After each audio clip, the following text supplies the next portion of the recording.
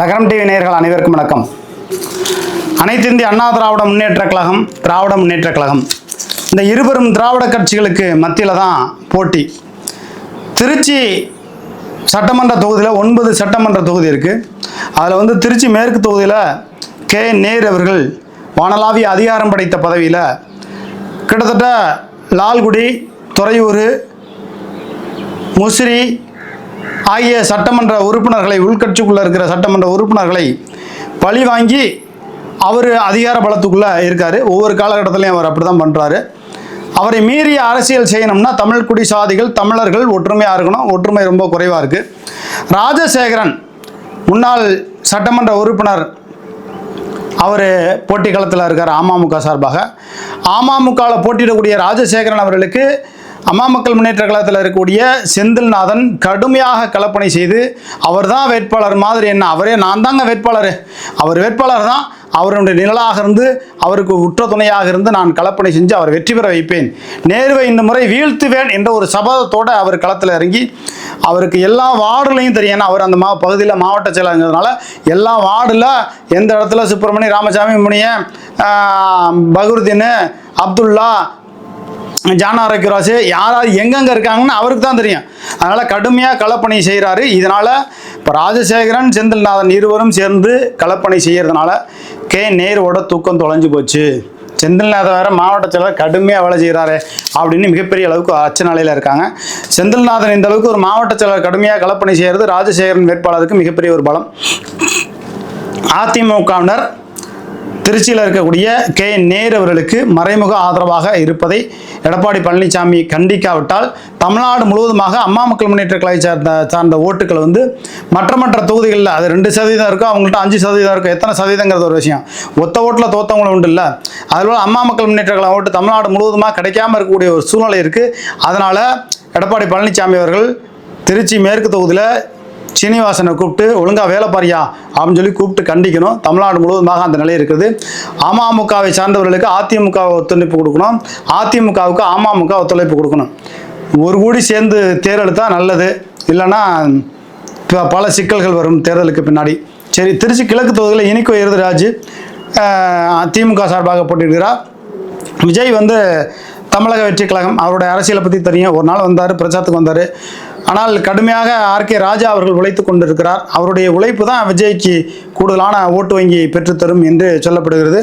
அவரை விஜய் கூடுதலாக மதித்து அவரை திருச்சிக்கு வரும்போது வேனில் ஏற்றி இவர் தான் எனக்கு முதல்ல ரசிகர் மன்றம் திறஞ்சவர்னு ஒரு முன்னுரிமை கொடுத்துருக்கணும். விஜய் அதை மறந்து நன்றி கட்டவராக இருந்து விட்டார். அந்த நன்றி கட்டவருக்கு ஆர்கே ராஜா இப்படி உழைப்பது உண்மையாக வேதனைக்குரியது. முதல்ல நான் மன்றம் தொடங்கினார். நான் எப்படி தினகரன் ஜெயிலில், திகார் ஜெயிலில் இருக்கும்போது நான் தான் தினகரன் பேரவைன்னு ஆரம்பித்து தமிழ்நாடு முழுவதுமாக 50,000 பேரை கட்டமைப்பு பண்ணி வேலை செஞ்சேன். ஏன்னா ஒரு உழைப்பு, அந்த உழைப்புக்கு ஏற்ற மரியாதை, பதவி கிடைக்கலன்னா எவ்வளோ பெரிய மன வலி இருக்குங்கிறது எனக்கு தெரியும். அதை நான் உணர்ந்தவன். அந்த வகையில் பார்க்கும்போது விஜய்க்கு கடுமையாக உழைச்சி முதல்ல மன்றம் தொடர்ந்து எவ்வளோ ஏச்சுக்கும் பேச்சுக்கும் ஆளாகி அவங்க அப்பா மேலே வழக்கு போட்டு, யார் விஜய் அவங்க அப்பா மேலே வழக்கு போட்டு அந்த வழக்கு இவர் மேலேயும் போட்டு இவர் ஜெயிலில் இருந்து பல்வேறு சம்பவங்கள் நடந்திருக்கு. அப்படி இருந்தும் விஜய் காண்டி உழைக்கிறார். ஆனால் விஜய் திருச்சிக்கு வரும்போது அவரை வேனில் கூப்பிட்டு ஏற்றி மேடையில் ஏற்றி கூப்பிட்டு வச்சு முதல்ல இவர் தான் எனக்கு மன்றம் திறந்தார்னு அவர் அறிமுகப்படுத்தலை. அதனால் விஜயோட தோல்வி படுதோல்வியாக இருக்கும். குறைஞ்சபட்சம் ஒரு 30,000 to 40,000 ஓட்டுக்குள்ளே தான் அடங்குவார். அதுக்குண்டான வாய்ப்பு தான் இருக்குது. ராஜசேகரன்கிறவர் அதிமுக சார்பாக போட்டிடுறாரு. அங்கே அதிமுகவினர் ஒற்றுமையாக இருக்க மாட்டார்கள். சீனிவாசனும் வேலை பார்க்க மாட்டார், கார்த்திகேயனும் வேலை பார்க்க மாட்டார். பல சிக்கல்கள் இருக்கிறது. இங்கே இனிக்கு வரதராஜுக்கான வெற்றி வாய்ப்புகள் பிரகாசமாக இருக்கிறது. ஆனாலும் கூட இன்னும் சில சிக்கல்கள் இனிக்கு வரதராஜுக்கு இருக்கிறது. அதை பற்றி நம்ம அடுத்ததில் பார்ப்போம். அடுத்து திருவரங்க சட்டமன்ற தொகுதியில் மனோகரன் அதிமுக சார்பாக போட்டியிடுகிறார். திமுக சார்பாக வேட்பாளர் ஒருவர் போட்டியிடுகிறார். அதிமுக சார்பாக போட்டியிடக்கூடிய மனோகரனுக்கு அதிக வாய்ப்பு இருக்குங்கிறாங்க. என்ன காரணம்னா இவர் ஏற்கனவே கொறடாவாக இருந்திருக்கார். அதுபோக அமைப்பு செயலராக இருந்திருக்கிறார். அனைத்து சமுதாய மக்களிடத்திலும் அன்பாகவும் பணிவாகவும் நல்லா பழகக்கூடியவர். திமுகவினுடைய வேட்பாளர் இன்னும் தேர்தல் களத்துக்குள்ளே இன்னும் பெரிய அளவுக்கு செய்யலைங்கும் போது மனோகரன் கூடுதலான வாக்குகள் பெற்று வெற்றி பெறுவதற்கான சாத்தியக்கூறு இருக்குது. திருவரங்கம் கோட்டத்துக்குள்ளே அதிமுகவுக்கு எப்போதுமே ஓட்டு வங்கி அதிகமாக இருக்குது. அதனை சரிப்படுத்தி இன்னும் அதிமுக ஓட்டுகளை மையப்படுத்தி குறைஞ்சபட்சம் ஒரு 30,000 ஓட்டு வித்தியாசத்தில் மனோகரன் வெற்றி பெறுவார் அப்படிங்கிற மாதிரி சொல்கிறாங்க. அடுத்து திருவெரும்பூர் சட்டமன்ற தொகுதிக்குள்ள வருவோம். திருவெரும்பூர் சட்டமன்ற தொகுதிக்குள்ள போட்டியிடக்கூடிய குமார் அதிமுக சார்பாக மாவட்ட செயலர் போட்டியிடுகிறார். பணலாவிய அதிகாரம் படைத்த மாவட்ட செயலர் பதவிங்கிறதுனால கீழே உள்ளவங்க நிர்வாகிகள் எல்லாமே அவர் கட்டுப்பட்டு கரெக்டாக வேலை பார்க்குறாங்க. போன தடவை பல துரோகங்கள் நடந்துச்சு, 2016 நடந்துச்சு, 2021 நடந்துச்சு. அந்த நிலை இந்த முறை நீடிக்காமல் இருக்கும் என்று நம்புவோம். திருவெரும்பூர் தொகுதிக்குள்ள மகேஷ் வந்து கல்வித்துறை அமைச்சராக இருந்து என்ன செஞ்சார் அப்படிங்கிற ஒரு கேள்விக்குறி இருக்குது. என்ன செஞ்சார்னா அதுக்கு உண்டான விளக்கம் இல்லை. ரோடு போட்டான், கட்டடம் கட்டினா, அது மட்டுமே ஒரு சட்டமன்ற உறுப்பினருடைய செயல்பாடு இல்லை. அதை தாண்டி அந்த தொகுதி மக்களுடைய மனதில் இடம் பிடிக்கணும், இடம் பிடிக்கல. அவர் அதிகமாக சென்னையிலே இருக்கார். பெயரளவுக்கு வாரத்தில் ஒரு நாள் வந்துட்டு போகிறாரு.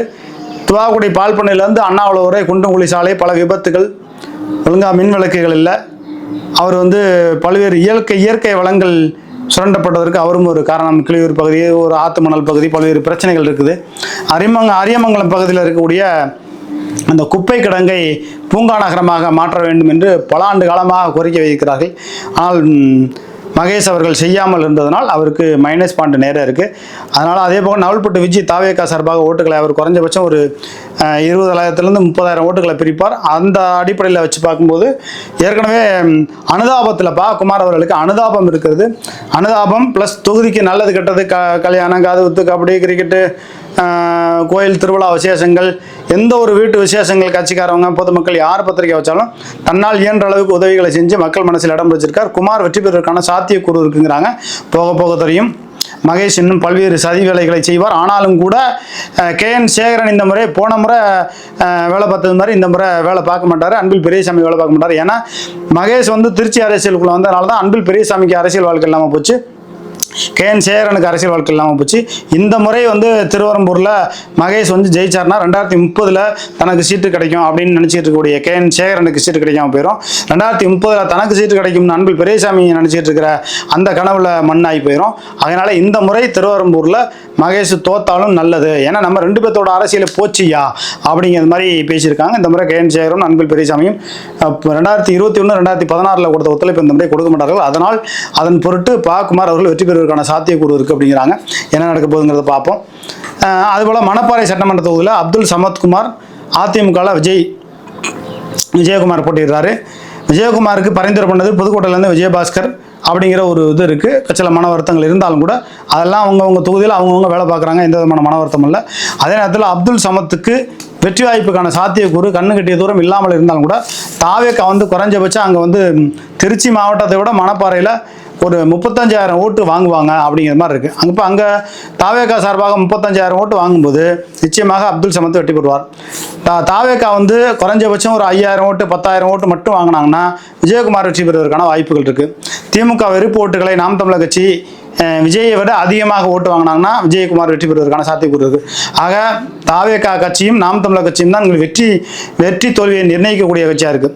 அதாவது நாம் தமிழர் கட்சி திமுக வெறுப்பு ஓட்டுகளை கூடுதலாக வாங்கினால் விஜயகுமார் வெற்றி பெறுகிறார். தாவேகா வந்து அதிமுக ஓட்டுகளையும் கூடுதலாக பெற்று ஒரு 35,000 40,000 ஓட்டு வாங்கினாங்கன்னா தொகுதியில் எந்த விதமான செயல்பாடும் இல்லை, மந்தமாக இருந்த நிலையிலும் கூட அப்துல் சமத் வெற்றி பெறுவதற்கான சாத்தியக்கூறு இருக்குது. அந்த தொகுதியை பற்றி நம்ம சொல்லிட்டோம். அடுத்து மண்ணச்சநல்லூர் சட்டமன்ற தொகுதி பரதன் செங்கத்தமிழர் முன்னேற்ற கழகம்னு ஒரு கட்சி வச்சிருக்காரு. அவர் வந்து கதிரவன் அந்த கிட்னி பல்வேறு பிரச்சனைகளை மையப்படுத்திய அவரை எதிர்த்து போட்டிடுறாரு. அதிமுக காரவங்க 42 பேர் வேட்புமனு தாக்கல் பண்ணி அதில் ஒரு 15 பேருக்கு மேலே கதிரவன்ட்ட 5,000 15 லட்சம் 10 லட்சம் 20 லட்சம் அவங்க தகுதியை தகுந்த மாதிரி பணம் வாங்கிட்டாங்க. அவங்கள 2 பேர்த்து கூட நான் ஃபோன் பண்ணி நீங்கள் இதில் பணம் வாங்கலன்னா அகரம் டிவியில் வந்து பேட்டி கொடுங்க, இல்லைன்னா நீங்கள் பணம் வாங்கினதுக்கு சமம் அப்படின்னு நான் மாவட்ட செயலர்கிட்ட கேட்டுட்டு சொல்லினாங்க. என்ன நடக்கும் போதெல்லாம் பணம் வாங்கினாங்களா இல்லையாங்கிறது சமயபுரத்து மாரியம்மனுக்கும் திருவரங்கம் ரங்கநாதருக்கும் தான் தெரியும்.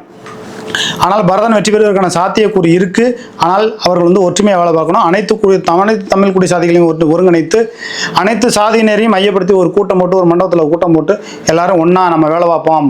நம்ம வந்து இப்படி ஒரு கிட்னி திருட்டு இது போல சம்பவங்கள் நடக்குது, கதிரவனை வீழ்த்தணும், இன்னொரு நேரு உருவாகக்கூடாது அப்படிங்கிறத நம்ம மையப்படுத்தி ஒன்றா இருந்து வேலை பார்க்கணும் அப்படிங்கிறது மாதிரியான ஒரு கள நிலவரம் இருக்குது. இன்னொரு நேரு உருவாயிடக்கூடாதுங்கிறதுனால நேரோட ஆதரவாளர்கள் கதிரவனுக்கு எதிராக வேலை பார்ப்பாங்க.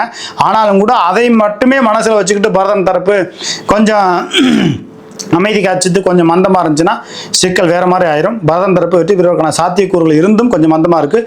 இன்னும் கொஞ்சம் கூடுதலாக இருக்கணும்னா அனைத்து தமிழ் குடி சாதிகளையும் புது இங்கே மணச்சநல்லூர் சட்டமன்ற தொகுதியில் இருக்கக்கூடிய முத்திரையர், முக்குளத்தூர்னா மலர் அதிகமாக கிடையாது, ஓரளவு இருக்காங்க, கல்லர் இருக்காங்க.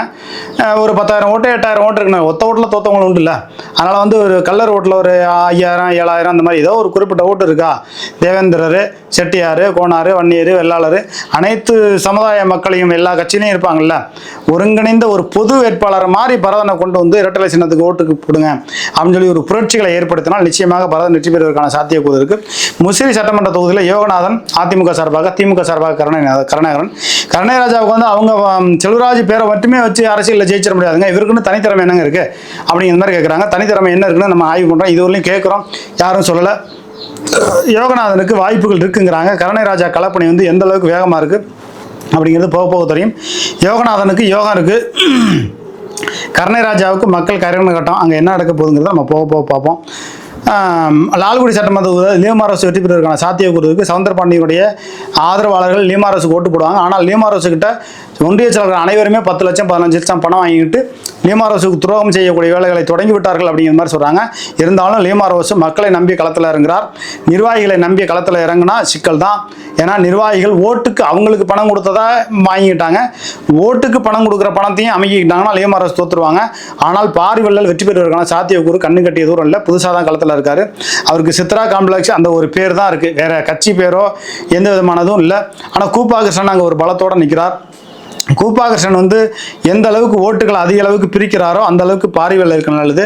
நாம் தமிழர் கட்சி எந்த அளவுக்கு ஓட்டை பிரிக்குதோ அந்த அளவுக்கு திமுகவுக்கும் நல்லது, அதிமுகவுக்கும் நல்லது. ஏன்னா ஓட்டை யார் யார் எப்படி எப்படி பிரிப்பாங்கன்னு சொல்ல முடியாது. பாரிவள்ளலுக்கு வெற்றி வாய்ப்பு குறைவு, லீமாரோஸுக்கு வெற்றி வாய்ப்பு அதிகம். ஆனாலும் கூட லால்குடியில் லீமாரோஸுக்கு உள்ளிருந்து உள்ளடி வேலை பார்க்கிறார்கள் அதிமுகவை சேர்ந்தவர்கள். அவருடைய பேர் என்ன ஏதுங்கிறத நம்ம விரைவில் வெளியிடுவோம். துறையூர் தொகுதியில் காங்கிரஸ், இங்கே வந்து காங்கிரஸ் வந்து தோற்றுருங்க, கண்டிப்பாக வந்து திமுக காரங்களை ஒத்துழைப்பு கொடுக்க மாட்டாங்க, சரோஜா வெற்றி பெறுவதற்கான சாத்தியக்கூறு இருக்குது அப்படிங்கிறாங்க. அப்போ திருச்சி மாவட்டத்தில் இருக்கக்கூடிய 9 தொகுதியுடைய கள நிலவரத்தை நம்ம சொல்லிட்டோம். துறையூரில் அதிமுக வெற்றி, லால்குடியில் அதிமுக வெற்றி, முசிறியில் வந்து அதிமுக வெற்றி பெறுவதற்கான சாத்தியக்கூறு இருக்குது. ஆனாலும் கூட அங்கே 2 பேருமே ஒரே சமுதாயத்தை சார்ந்தவர்கள் போட்டியிடுவதால் யோகநாதன் அமைதியானவர், அன்பானவர், பண்பானவர். கருணாராஜாவுக்கு வந்து மக்கள் தான் கருணை காட்டணும், அவர் இன்னும் களத்தில் இன்னும் இறங்கி வேலை பார்க்கணுங்கிறாங்க. அப்படி வேலை பார்த்தா இழுபறியாக இருக்கும். மண்ணச்சநல்லூரில் பரதன் வெற்றி பெறுவதற்கான சாத்தியக்கூறு இருக்குது. இங்கே திருச்சியில் மண்ணச்சநல்லூர் சட்டமன்ற தொகுதிக்குள்ளே இருக்க அனைத்து தமிழ்குடி சாதிகளும் ஒருங்கிணைந்து ஒரு பொது வேட்பாளர் மாதிரி அவர் அறிமுகப்படுத்தி ஒரு உற்சாகப்படுத்தினா இன்னொரு நேரம் நம்ம தடுக்கணும். ஒரு நேரையே நம்மளால் சமாளிக்க முடியல, அவ்வளோ 4 தொகுதியிலையும் பழி வாங்கிட்டாரு, தமிழ்குடி சாதியை சேர்ந்த அனைவரும் பழி வாங்கிட்டாரு. 1.5% வந்துட்டு ரெட்டியார் மட்டும் இவ்வளோ ஆதிக்கம் பண்ணுறாங்களே அப்படிங்கிற ஒரு புரட்சியை மிகப்பெரிய அளவுக்கு ஏற்படுத்தினா பரதன் வெற்றி பெறுவதற்கான சாத்தியக்கூறு இருக்குது. நம்ம மணப்பாறையில் சொல்லிட்டோம், அப்துல் சமத் வெற்றி பெறுவதற்கான சாத்தியக்கூறு இருக்குது.